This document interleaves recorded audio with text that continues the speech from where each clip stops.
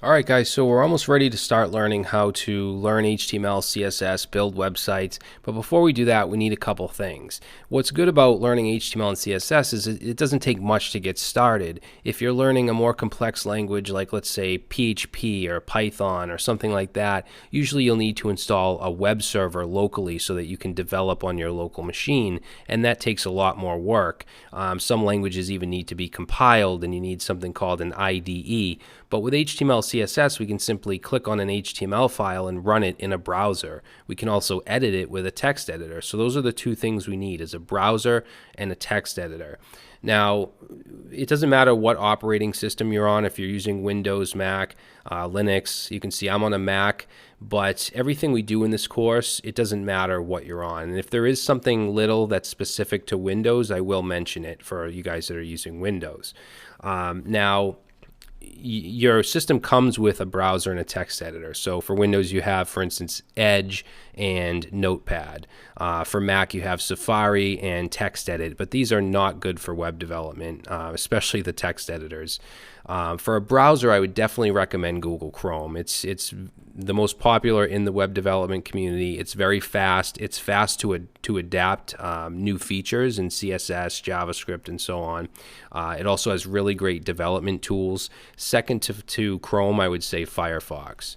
As far as a text editor, you don't want to use Notepad or anything like that because there's no features, there's no syntax highlighting, anything like that. There's a lot of choices, but what I would recommend and what I'm going to use is Visual Studio Code. And I use this for everything. I don't just use it for HTML, CSS. I also use it for PHP, JavaScript, Python, any language that I work with, because it's just very fast, it's intuitive, has a lot of features, it has great extensions, and it's just all around, it's just a great editor. So that's what we'll be using. I don't have it installed, so I'm going to go ahead and download it, and it's available for Windows, Mac, or Linux. Doesn't matter what system you're on. So on a Mac, it's just going to give me the zip file. I'll go ahead and open it up or unpackage it, and you can see I have my icon here, and I'm just going to bring it to my applications folder. Okay, so once it's in there, I can open it up. I'm actually going to drag it down to my bar, which you guys can't see, just so I can easily access it. And then I'll go ahead and open it. So when you first open up VS Code, you'll see a welcome page. It'll give you some options like open up a file, open a folder. It'll show your recent projects, and the only reason I have recent projects is because I already had VS Code installed. I just uninstalled it for this course. If also over here, if you want to change your theme, so if I click color theme, it'll open up this, which is the command palette. And for instance, we could change it to a light theme, and you can kind of experiment with these a little bit. I'm just going to keep the regular dark theme like that. So let's close this welcome page up and head over to the sidebar. So this first icon here is your file explorer. So when you have a website or a web application, it's going to be in a folder, and you're going to want to open that folder so that you can see the files and access them easily. So I actually have a folder that is on my desktop that I'm going to open, called Split Landing Page, which is just a very simple website with some JavaScript and HTML, CSS. So I'm going to open that, and you'll see that I have the files over here. So we have one HTML file, we have a CSS file for styling, and then we have a JavaScript file.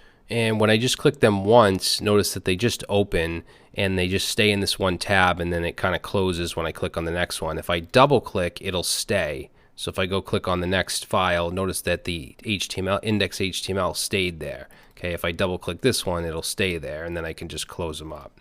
Okay, and we'll be working in the File Explorer quite a bit. So the next thing I want to show you is the settings.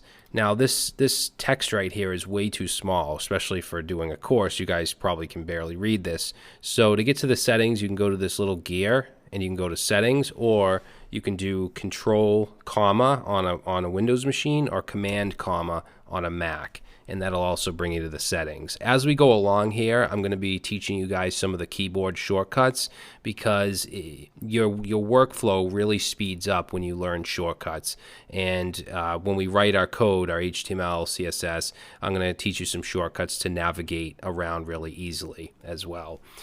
So what I want to change is the font size, which is actually right here, editor font size. But if I couldn't find this, I could just search for it up here. So I could say font size, and you can see now it's at the top here. It's 14 pixels by default, so I want to change it to 26, and that should take effect right away. The only other setting I want to change is my tab space. So if I type in tab spaces, the default is 4, and what this means is the number of spaces that it indents when you hit tab. Okay, because in HTML and in most languages, you're gonna indent to organize your code, but 4 is a little too much for me. I like to keep it at 2, so I'm going to change that to 2, and that should save right away.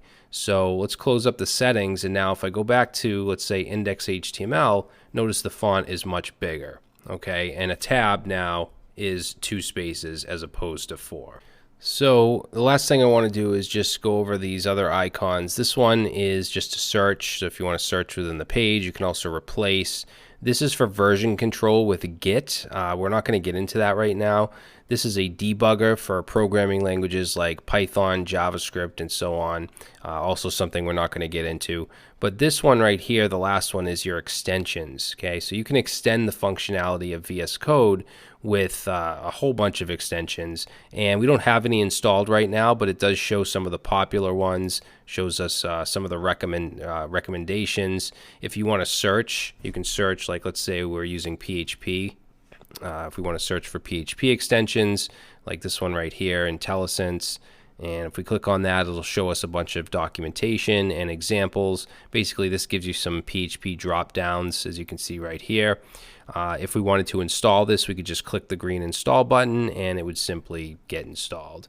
And if I make this a little bigger, you can see the number of downloads. You can see this one has 5.7 million downloads and a rating of 3.5. Okay, so you see the number of downloads as well as the ratings. And I do have a couple extensions that I want to install later, but I don't want to get into that right now.